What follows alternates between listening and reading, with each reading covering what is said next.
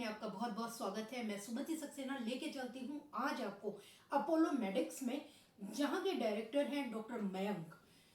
आज हम उनसे थायराइड के बारे में बात करेंगे। इसके अलावा थायराइड के अलावा एंडोक्राइन के बारे में भी हम बात करेंगे। एंडोक्राइन थायराइड का ही एक एंडोक्राइन जो है उसी का एक डिजीज है थायराइड, इसके बारे में बात करेंगे। इसके अलावा कोविड-19 जो हमारा इस समय लॉकडाउन का पीरियड चल रहा है, कोविड पे भी हम जानकारी लेंगे। कोविड के बारे में आप लोग सभी लोग जानते हैं, तीसरा लॉकडाउन हमारा चल रहा है, अमूमन ख़त्म होने वाला है। इसमें आपको सावधानी बरतनी है, सतर्क रहिए, सावधान रहिए। इसके अलावा डिस्टेंस का पालन करिए और ख़ास करके हम आपसे एक बार फिर गुजारिश करेंगे, कहीं भी जाइए अगर बहुत ज़रूरी है जाना है तो अपने हाथों को धोते रहिए, सैनिटाइज़र का यूज़ करिए, मास्क का यूज़ करिए। डॉक्टर साहब, हमारे दर्शकों को बताइए थायराइड क्या होती है? जी नमस्कार। थायराइड ग्लैंड जो है एक बटरफ्लाई शेप्ड एक ग्लैंड जो कि नेक में रहता है और इसका मूल कार्य रहता है कि बॉडी की जो एनर्जी होती है उसको कैसे मैनेज करना है, कैसे स्टोर करना है to maintain the energy of the body. ये उसका काम रहता है। ये जो ग्लैंड होती है ये कहाँ पे होती है? ये ग्लैंड जो है नेक में होती है और इसका कार्य रहता है वेरियस हार्मोन्स, थायराइड हार्मोन्स को रिलीज करना। जी, जो सर जो थायराइड काम करता है और जो ब्लड से आप बता रहे हैं हार्मोन्स को रिलीज करता है, उसका हमारी बॉडी पे क्या इम्पैक्ट होता है? जैसे कि मैंने अभी मेंशन किया कि थायराइड का काम होता है कि शरीर की एनर्जी को मेंटेन करना, स्टोर करना और बिल्कुल उचित मात्रा में उसको मेंटेन करना। जी। तो यही थायराइड हार्मोन्स जो शरीर के हर हिस्से में काम करते हैं, from top to bottom, from eyes to feet, और शरीर का तापमान मेंटेन करना, शरीर की एनर्जी मेंटेन करना, ये इसका कार्य रहता है। अगर हम जाने कि थायराइड के लक्षण क्या है, इस टाइप के मतलब जो लक्षण हमें दिखे तो हमें ये पता चले कि ये थायराइड है। ये बहुत अच्छा सवाल है। देखिए, थायराइड ग्लैंड जो है कई तरीके से उस पे जो है कई तरह की बीमारी आ सकती है। जैसे कि अगर थायराइड कम काम करे, यानी कि अंडर एक्टिव, यानी कि हाइपोथायराइडिज्म जैसे काफ़ी लोग बात करते हैं जी। या ज़्यादा काम करे, यानी कि ओवर एक्टिव, यानी कि थायराइड हार्मोन की ज़्यादा रिलीज हो जाए, हाइपरथायराइडिज्म। उसके अलावा उसका इन्फेक्शन हो सकता है, थायराइडाइटिस, या उसमें कैंसर होने की संभावना होती है जिसको हम थायराइड कैंसर कहते हैं, या कभी कभी कोई गांठें कई प्रकार की थायराइड में हो सकती हैं। अब इनमें से एक एक करके अगर हम समझना चाहें तो सबसे पहले जो सबसे ज़्यादा कॉमन डिजीज़ है हाइपोथायराइडिज्म, यानी कि थायराइड का काम कम होना, थायराइड हार्मोन कम रिलीज होना। इसमें जो है क्या होता है कि चूंकि थायराइड हार्मोन कम रिलीज हो रहा है थायराइड ग्लैंड से, इसकी वजह से जो सबसे ज़्यादा लगता है कि एक जो है थकान सी आ जाती है शरीर में, क्योंकि एनर्जी इनफ नहीं होती।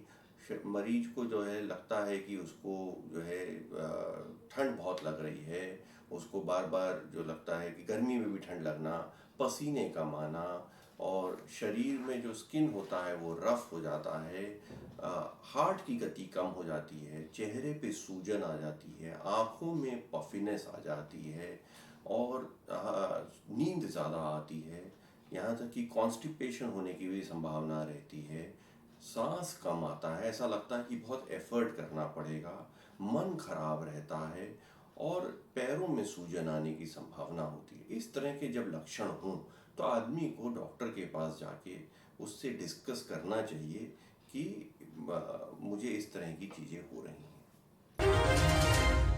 सर, अगर ये लक्षण दिखते हैं तो फिर हम जांचें कौन सी करा सकते हैं थायराइड के लिए?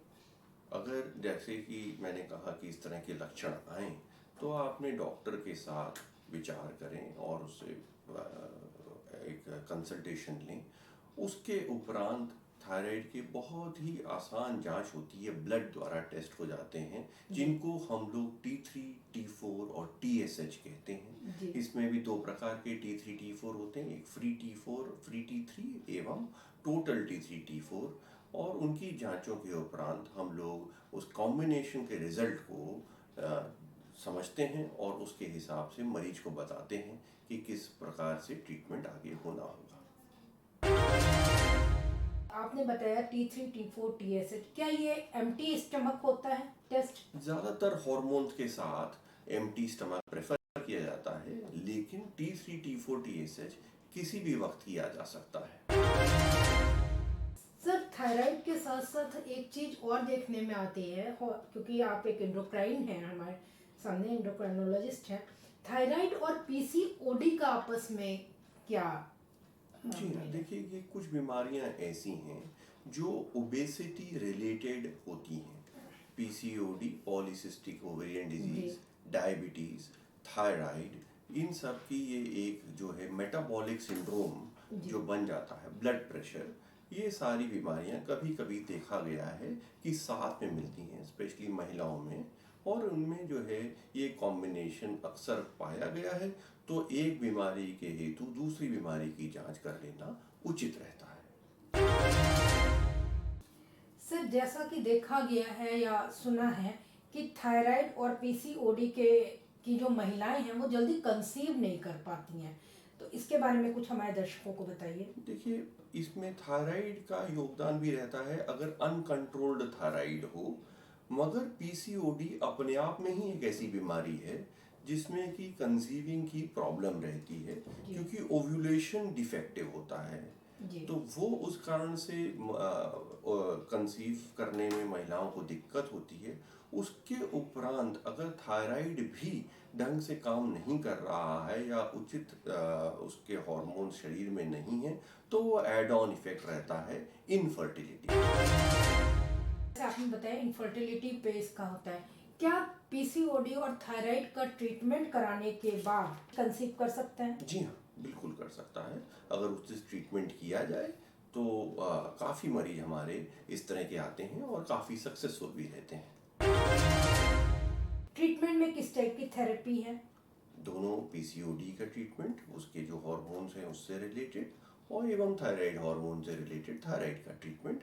और साथ में अगर जैसे कुछ पेशेंट ओबेसिटी और ये पीसीओडी और थायराइड के काफ़ी ओबेसिटी होती है उनको, तो अगर वो अपना वजन कम करें और जो उनके फीमेल हार्मोन्स हैं उनका हम लोग जांच करने के उपरांत जो हमारे सामने आए उनका ट्रीटमेंट हम लोग करते हैं, और उसके हिसाब से ऐसे मरीज में ट्रीटमेंट का काफ़ी फ़ायदा देखा गया है और कंसीव कर लेते हैं।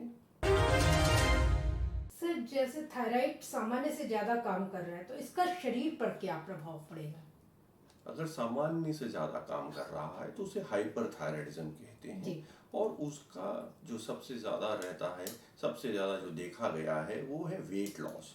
साथ में मरीज को इरिटेबिलिटी रहती है, काफ़ी ट्रेम्बलिंग होती है, पसीना बहुत आता है, धड़कन बहुत तेज हो जाती है, डायरिया होता है, तो और उसको बहुत ज़्यादा गर्मी लगती है। ऐसे वाले मरीजों को ऐसा एक संकेत मिलता है इन सिम्टम से कि उनका थायराइड की जांच होनी चाहिए, और हो सकता है कि उनको हाइपरथायराइडिज्म निकले। अगर सामान्य से कम, जिसको हाइपो कहते हैं, इसमें क्या शरीर पर प्रभाव पड़ता है?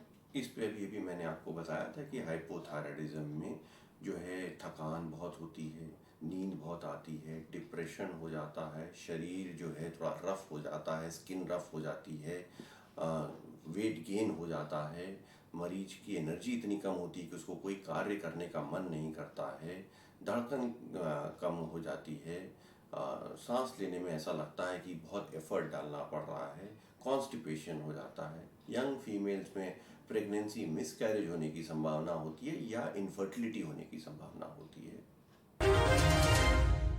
सर, एक बहुत कॉमन सी चीज है, थायराइड और डायबिटीज का आपस में कोरिलेशन क्या है? देखिए, क्या थायराइड वाले पेशेंट को डायबिटीज होगी या डायबिटीज वाले को थायराइड हो सकता है? दोनों ही चीज़ें आपस में रिलेटेड हैं, और कुछ कई स्टडीज़ हुई हैं जिनमें ये पाया गया है कि अगेन एक सिंड्रोम, मेटाबॉलिक सिंड्रोम, कि भाई कुछ डायबिटीज़ और थायराइड के पेशेंट्स कॉमनली पाए गए हैं, और इनमें दोनों में ही एक सबसे एक मूल बात जो है कि अगर अनकंट्रोल्ड थायराइड रहता है तो डायबिटीज़ पे कंट्रोल कर पाना थोड़ा सा मुश्किल रहता है।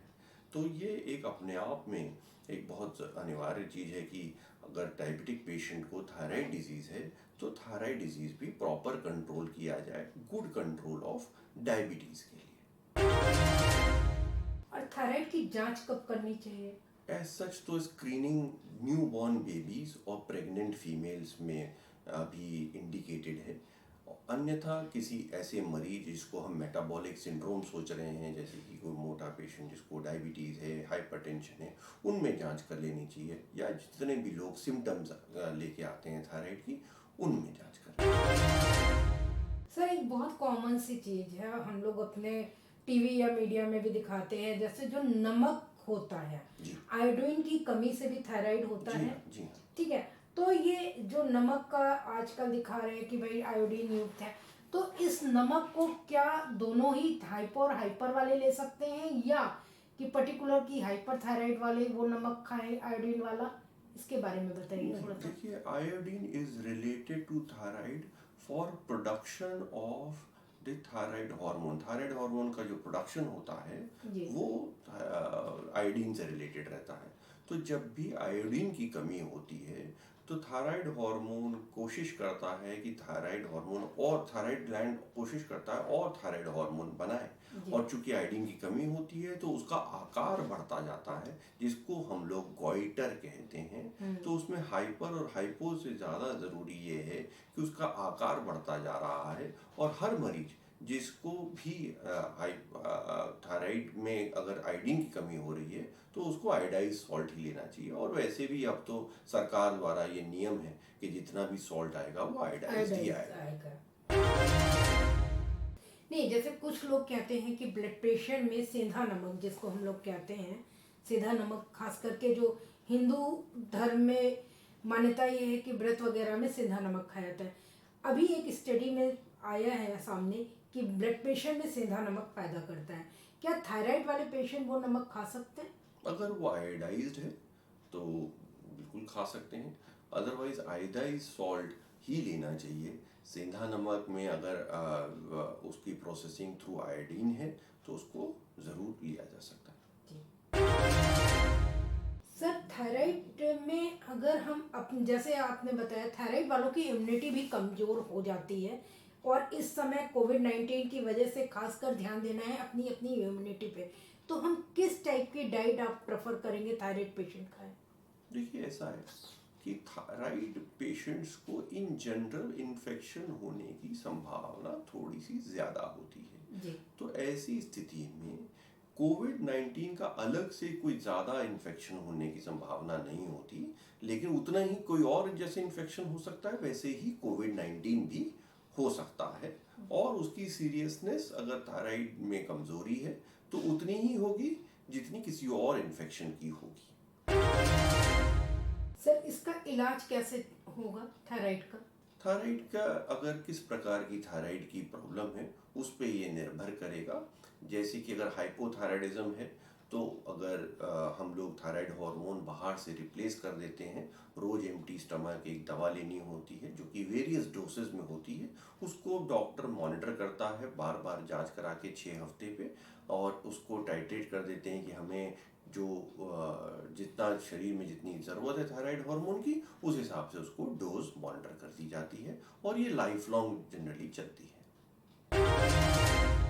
अगर सर थायराइड में कैंसर की हम बात करते हैं, अगर थायराइड कैंसर है, कितने दिन में आदमी जान पाता है कि उसको कैंसर है? किस टाइप के थायराइड कैंसर के लक्षण होते हैं? देखिए, थायराइड ग्लैंड के कैंसर का मतलब है कि थायराइड ग्लैंड जो गले में है उसको, उसमें कोई इस तरह का कैंसर का उसका टिश्यू का हो। उसमें usually swelling of the thyroid में हम लोगों को थोड़ा सा शक आता है। दूसरा, हम लोगों को ऐसा लगता है कि गले में जो है आवाज़ में बदलाव आ जाता है, जी या इन जनरल कैंसर के जो सिम्टम होते हैं, वेट लॉस हो गया, या कभी कभी अंदर गांठ ज़्यादा बढ़ जाती है तो सांस फूलने की दिक्कत आती है। लेकिन ये सब लेट लक्षण होते हैं, इसीलिए थायराइड ग्लैंड अक्सर लेट पकड़ में आता है। कई दफ़े स्टेज 3 और स्टेज 4 में, और इसीलिए इसका इलाज थोड़ा लेट होने की वजह से इस थायराइड ग्लैंड को काफ़ी जो है खतरनाक माना जाता है। सर थायराइड कैंसर के मरीजों को जिनका डिक्लेयर हो जाता है उनका ट्रीटमेंट किस टाइप से किया जा कई सकता है? प्रकार के ट्रीटमेंट है, सर्जरी से लेके radiotherapy, chemotherapy, immunotherapy, targeted therapy, बहुत तरह की थेरेपीज अब अवेलेबल हैं थायराइड कैंसर के लिए। अगर हम बच्चों में जाते हैं डॉक्टर साहब, तो क्या बच्चों में थायराइड होता है? जी हाँ, बच्चों में भी थायराइड की प्रॉब्लम होने की संभावना होती है। बच्चे के माँ के अगर थायराइड है तो क्या उस बच्चे को भी हो सकता कुछ कुछ ऐसे लोगों में ये पाया गया है कि जेनेटिक कंपोनेंट है, सारा केवल 100% ऐसा नहीं है कि माँ को बाप को है तो हो ही जाएगा, जी। ऐसा नहीं होता है। लेकिन हाँ, एक जेनेटिक प्रोपेंसिटी यानी कि कुछ लोगों में एक संभावना बन जाती है। दूसरा जो है, कुछ बच्चों में जो अगर हम देखते हैं यंग इन्फेंट्स में, तो वो माँ को अगर कोई ऑटो इम्यून फिनोमिना होता है तो उनमें जो है एक संभावना बनती है जिनमें न्यू बॉर्न बच्चों को थायराइड की प्रॉब्लम। आपका सर क्या सुझाव है कि लोग क्या प्रिकॉशन बरते, मतलब उनको ये थायराइड की प्रॉब्लम ना हो? प्रिवेंशन ऑफ थायराइड डिजीज पे तो बहुत कुछ ऐसा निकल के नहीं आया कि उनको ना हो। जो ज़्यादातर रहता है कि अगर हो जाए तो चूंकि उसका संपूर्ण इलाज संभव है, हाइपो और हाइपर दोनों का ही, तो उस इलाज को अच्छे से करें, अपने थायराइड हार्मोन्स को नॉर्मल रखें और डॉक्टर से सलाह करें, परामर्श करें और सही ट्रीटमेंट उसको फॉलो करें। डॉक्टर साहब, जैसे हाइपरटेंशन होता है और डायबिटीज़ होती है, और कोई भी हम अगर सर्जरी कराते हैं तो पहले ये होता है कि पहले आप हाइपरटेंशन और डायबिटीज़ को कंट्रोल करें। जी। क्या थायराइड के साथ भी ऐसा कुछ है? अगर सपोज किसी पेशेंट को अपनी गॉल ब्लैडर की सर्जरी करानी है तो क्या उसको थायराइड के किस टाइप से, मतलब वो अपनी थायराइड को बैलेंस कर सकता है? जी हाँ, बिल्कुल। जैसे कि डायबिटीज़ और ब्लड प्रेशर, थायराइड की भी उतनी ही मान्यता है, और हम लोगों को थायराइड जो डिसऑर्डर्स हैं उनको कंट्रोल कर लेना चाहिए, थायराइड एनी अदर इलनेस या सर्जरी से पहले, इसमें कोई दो राय नहीं। और अगर नॉर्मल थायराइड आ जाता है, नॉर्मल रेंज में आ जाता है, तो फिर सर्जरी? जी हाँ, बगैर किसी एक्स्ट्रा रिस्क के वो सर्जरी की जा सकती है। थायराइड के साथ रिस्क फैक्टर क्या क्या हो सकते हैं सर? कोई भी चीज़ है, अगर हम कैंसर को ही लेते हैं, थायराइड कैंसर नहीं भी है अगर, और कैंसर है और उसके साथ साथ मरीज थायराइड का भी पेशेंट है, तो इसमें रिस्क फैक्टर बढ़ जाता है या नॉर्मल रहता है? देखिए, ऐसा है कि थायराइड डिजीज चूंकि हर हिस्से को कंट्रोल करती है थायराइड हार्मोन शरीर में, तो उसको जो है अच्छे से कंट्रोल कर लेना, ताकि उसका इम्पैक्ट अन्य बीमारियों पे कम रहे। स्पेसिफिक टू स्पेसिफिक हर हर समय हर डिजीज़ पे डायरेक्ट होना होके कई बार इनडायरेक्ट भी होता है। जैसे कि एक मैं आपको एग्जांपल दूं कि कुछ हाइपोथायराइडिज्म के पेशेंट्स को सोडियम की कमी हो जाती है, जी। तो उसमें जो है हो सकता है कि जो न्यूरोलॉजिकल डिजीजेज हैं या अन्य बीमारियां हैं उन पे इम्पैक्ट आ जाता है, तो वो सोडियम को भी कंट्रोल करना और थायराइड को, जो कि मूल कारण है सोडियम के कम होने का, उसको कंट्रोल कर लेना उचित रहता है। लोगों का कहना है कि गोभी कम खानी चाहिए, थायराइड वालों को गोभी की दिक्कत हो, गोभी में प्रॉब्लम ज़्यादा होती है, तो ये केवल एक मिथ है या कोई सच्चाई भी है? देखिए, ऐसा है कि कुछ फल और सब्जियां इस तरह की होती हैं जो आयोडीन मेटाबॉलिज्म में थोड़ा सा इम्पैक्ट करती हैं, लेकिन ज़्यादातर अगर एक बैलेंस डाइट हो जी। और आयोडाइज सॉल्ट हो और प्रॉपर थायराइड का हम सलाह मशवरा कर रहे हैं, तो ऐसा कोई भी वो बैलेंस डाइट में फिर कोई भी आपत्ति नहीं है। सर थायराइड के मरीजों को कोविड-19 से कितना खतरा है? जैसा कि मैंने मेंशन किया कि थायराइड और कोविड-19 के बीच में कोई भी ऐसा संबंध अलग से नहीं पाया गया है, और any thyroid patient is has to take the same care, वही प्रिकॉशन लेने हैं उनको, हाथ धोना, मास्क पहनना, सोशल डिस्टेंसिंग मेंटेन करना और कम से कम बाहर निकलना, वो सारे थायराइड पेशेंट्स पे ही अप्लाई होता है जो एक रेगुलर पर्सन पे भी होता है। हाँ, अगर थायराइड ढंग से कंट्रोल्ड नहीं है, ऐसी स्थिति में जैसे एक आम इन्फेक्शन भी उसमें ज़्यादा होने की संभावना होती है, उसी तरह कोविड-19 की संभावना भी रहेगी। तो ये थे डॉक्टर मयंक सोमानी, जिन्होंने हमें थायराइड और कोविड के बारे में बहुत बढ़िया जानकारी दी। थायराइड की जो मिथ हैं उनको भी दूर किया हमारे साथ। और एक बात आपसे और कहनी है कि सावधान रहिए, सचेत रहिए, डरिए नहीं। कोरोना से हमें लड़ना है, डरना नहीं है, और ये अभी लंबे समय तक चलेगा। इसलिए कृपया अपने घरों में रहिए, सुरक्षित रहिए। देखते रहिए IVN भारत। हम कल फिर आपकी मुलाकात किसी डॉक्टर से कराएंगे किसी अन्य बीमारी के बारे में। तो अपने सुझाव हमें जरूर भेजिए।